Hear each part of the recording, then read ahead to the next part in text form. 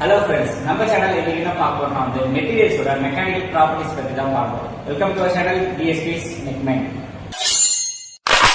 மெட்டீரியலுக்கு வந்து mechanical properties வந்து நிறையவே இருக்கு. இன்னைக்கு இந்த வீடியோல 3 ப்ராப்பர்ட்டிஸ் பத்தி பார்க்கலாம். என்னென்ன பார்க்க போறோம்னா வந்து elasticity, plasticity, ductility. So first வந்து எலாஸ்டிசிட்டி பத்தி பார்க்கலாம். எலாஸ்டிசிட்டின்றது வந்து ஒரு ஆப்ஜெக்ட் மேல வந்து ஒரு ஃபோர்ஸ் வந்து அப்ளை பண்ணும்போது அது வந்து டிஃபார்ம் ஆகி அதோட சைஸ் அண்ட் ஷேப் வந்து மாறும். அண்ட் அந்த ஃபோர்ஸ் வந்து எடுத்ததுக்கு அப்புறம் அதோட சைஸ் அண்ட் ஷேப் வந்து ஒரிஜினல் ஷேப்புக்கே வந்து வந்துரும். இதுதான் வந்து எலாஸ்டிசிட்டி அப்படின்னு சொல்றோம். செகண்ட் வந்து பாத்தீங்கன்னா பிளாஸ்டிசிட்டி.